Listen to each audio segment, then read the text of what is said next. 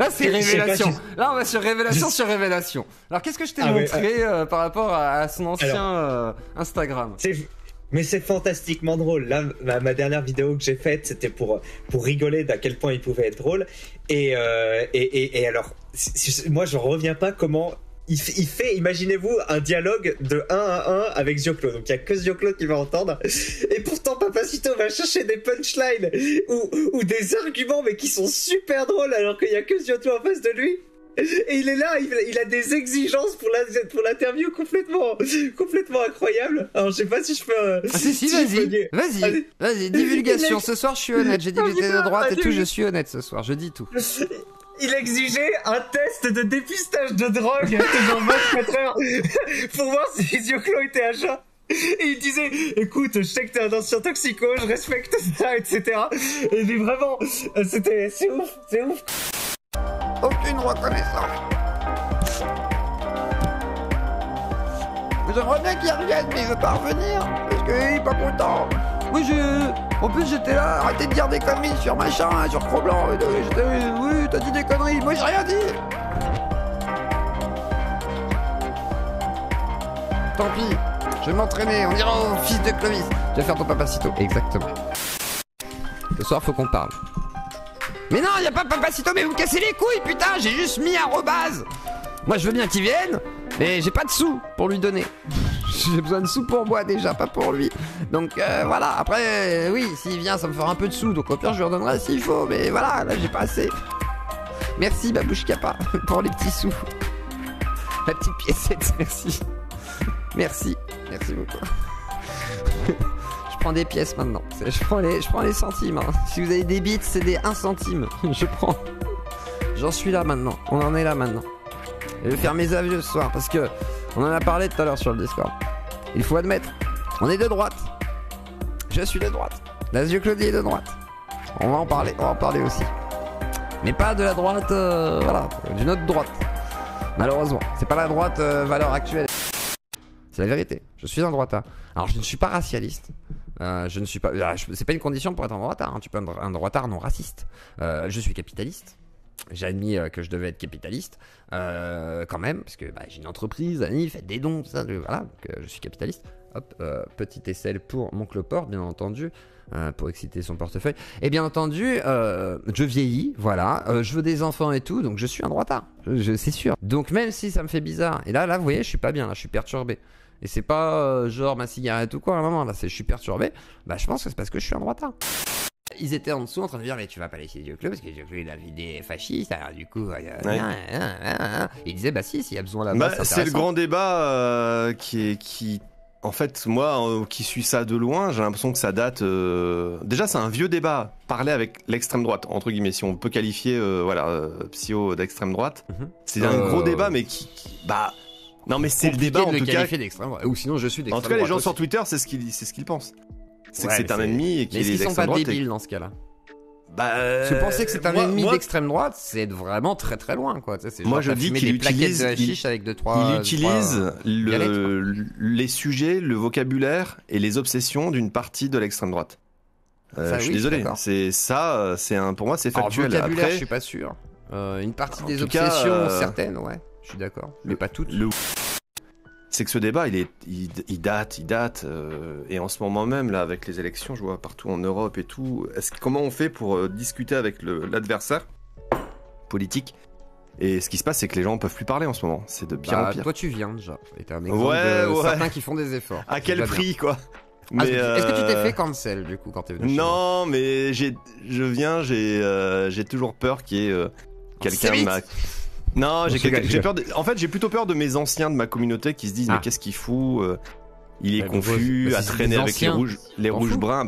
Oui, mais les anciens, c'est des gens. Les anciens, d'accord. Non, je crois les anciens qui étaient partis mais qui regardaient avant. Non, les vieux de ma vieille qui sont toujours là, voilà. Et j'ai un peu peur. C'est vrai qu'il a des gens depuis 68 mois. 68 mois. Non, c'est de l'amour à ce niveau-là, c'est beau. Ouais. Tu vois, moi je parle pas forcément d'insécurité pour tout le monde en mode c'est les blancs qui vont en souffrir ou les français directement, même eux ils en souffrent en fait. Je me dis, la colline du crack c'est pas un truc normal. Et c'est pas que, justement il y a beaucoup de gens aussi maintenant sans papier qui y sont. Avant c'était pas le cas. Maintenant, c'est le cas. C'est-à-dire que ça a un peu changé justement la démographie de la colline du crack. Et c'est pas pour rien, c'est que ça cible une autre population qui est toujours plus pauvre aussi, mais qui justement est toujours à stagner dans la rue, va faire la manche et va quand même. Ouais, générer mais je veux dire, il y a toujours plus de pauvres. Et pas forcément des immigrés aussi, tu vois, c'est un phénomène global de paupérisation et d'inégalité. Donc pour moi, c'est détourner le problème. C'est se dire, on vit ça. Des pauvres sur des pauvres sur des pauvres, il y aura toujours plus de pauvres. Oui, en fait, mais hein. c'est marginal encore. Je reste persuadé que c'est marginal. On a complètement dévié du sujet, je suis désolé. Tout à fait. Mais c'est pas grave, c'est intéressant. Mais c'est intéressant. Ce qui prouve que je suis de droite et que Pantoufle est bel et bien de gauche.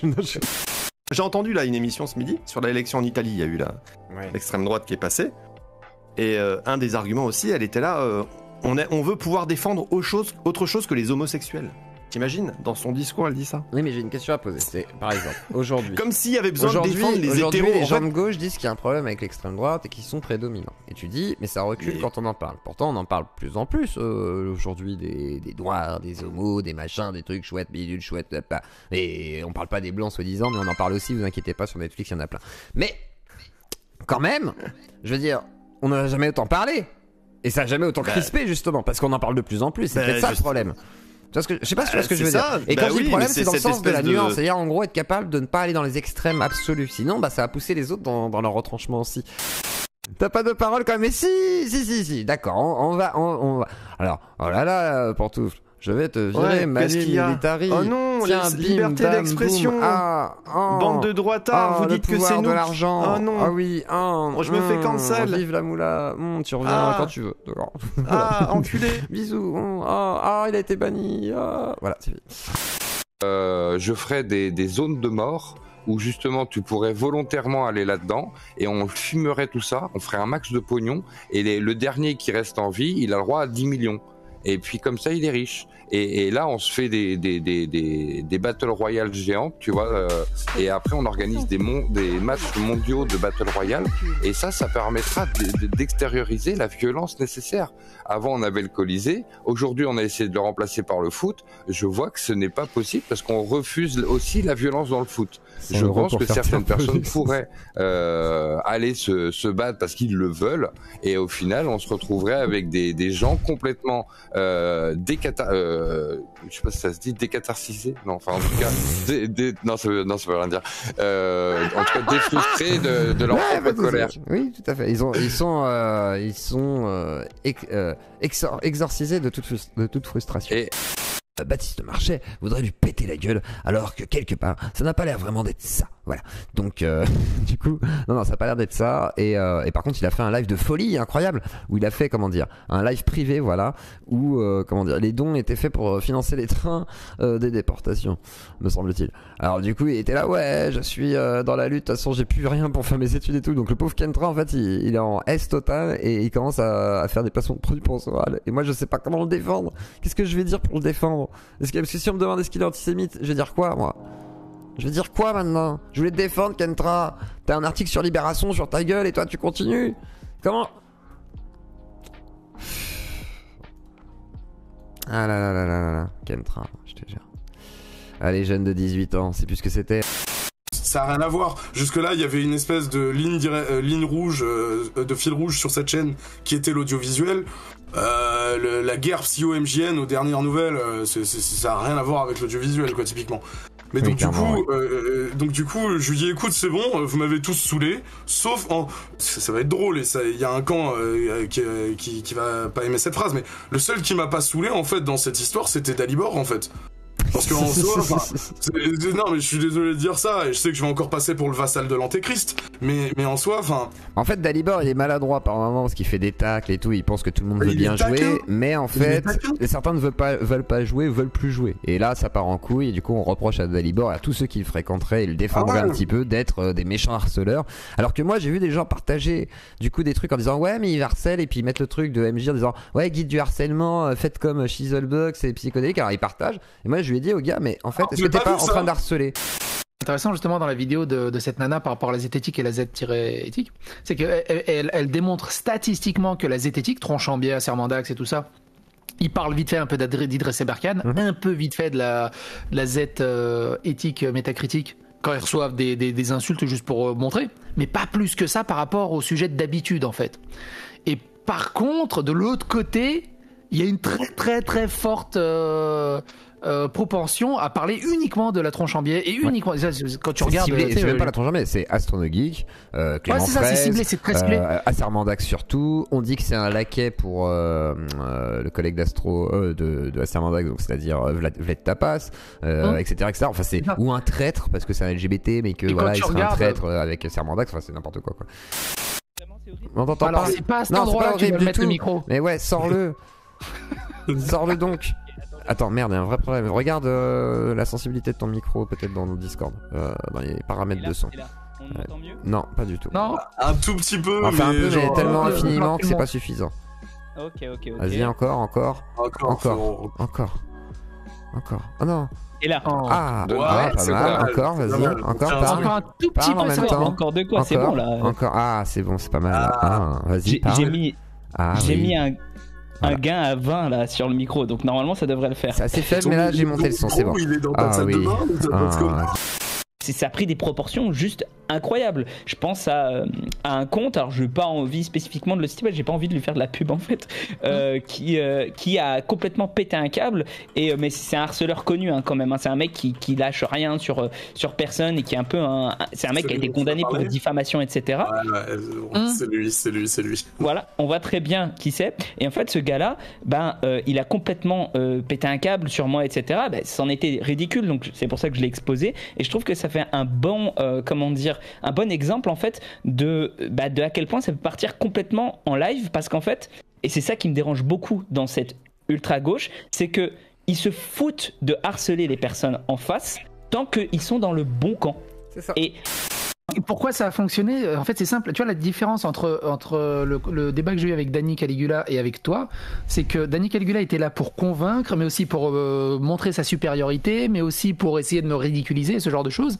Et globalement, il y a eu très peu de mauvais pas mal de mauvais retours sur ce débat au final. Avec toi, t'es venu pour convaincre, certes, mais avec des arguments posés, logiques, entendables en fait. Et des arguments entendables même par les personnes en face qui sont pas d'accord avec toi, ça ouvre au dialogue et t'as bien exposé le truc et t'as convaincu certaines personnes, ils m'ont dit oh putain je voyais pas ça comme ça mais c'est vraiment cool. T'en as pas convaincu d'autres, mais globalement ils étaient contents de voir que t'étais pas dans le jugement, mais tu voulais juste exposer le fait.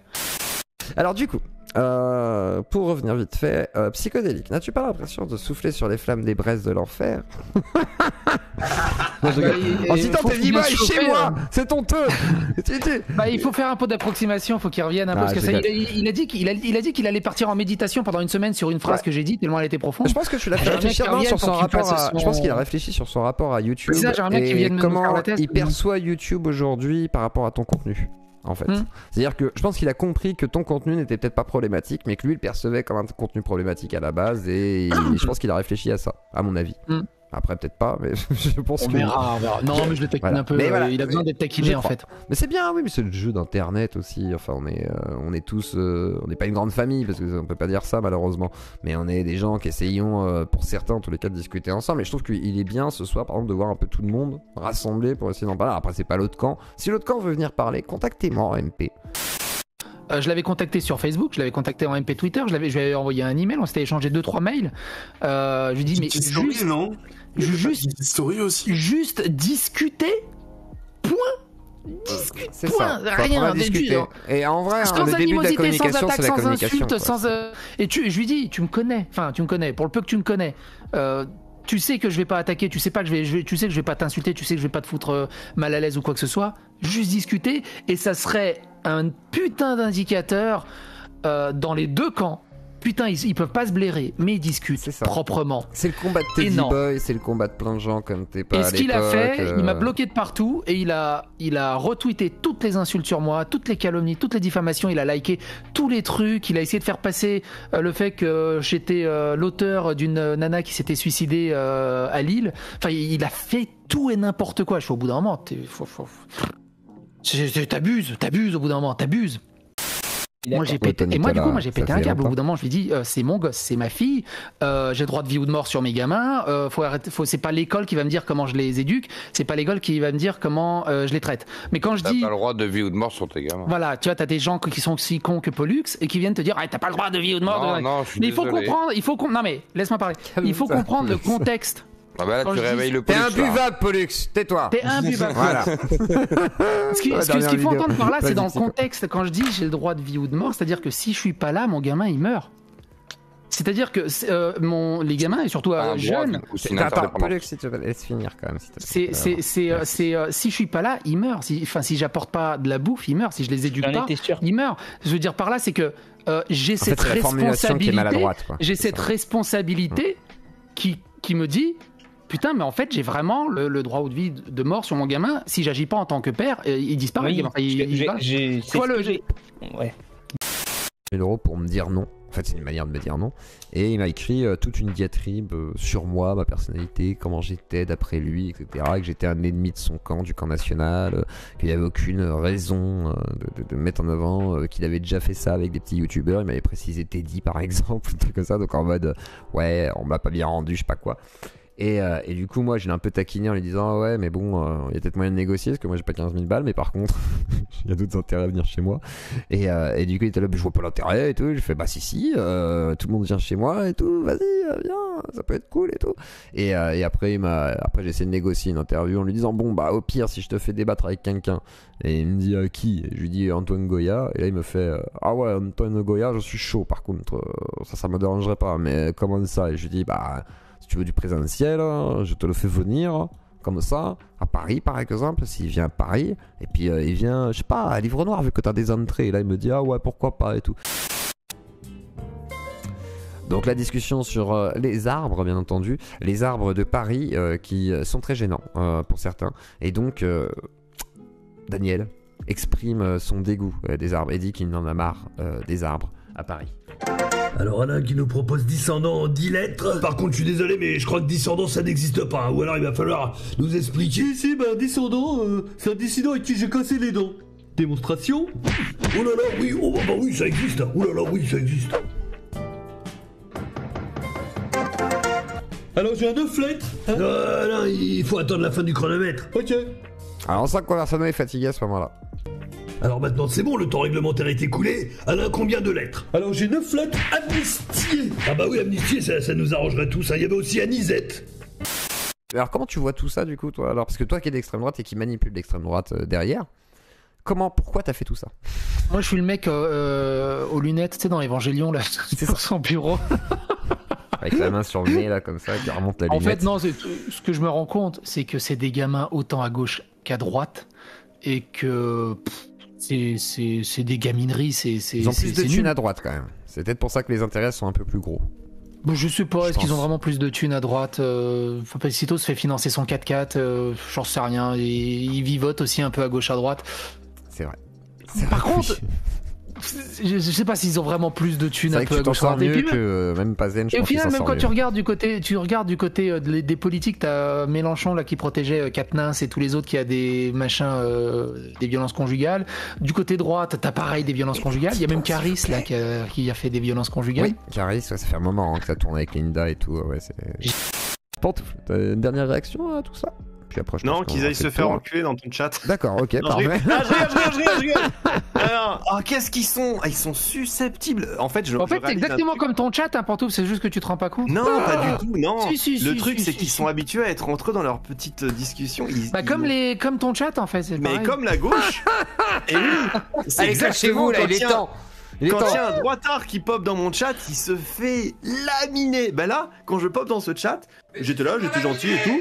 Et il y a un mec qui commence à dire ouais, il a bien raison, Conversano, à un moment, les ethnies, parce que t'amènes du mauvais la même qui fait les mêmes problèmes. Moi je dis ça, je dis rien. Parce que t'amènes du mauvais karma, Mais non, je lui apporte de l'objectivité. Je lui dis mec, oui, mais ce que tu c'est un amalgame, c'est du racisme. Mais oui, avoue tu es un troll d'internet, Pantouf. Non, si t'es un troll. T'es un putain de troll. Non, c'est vous les trolls.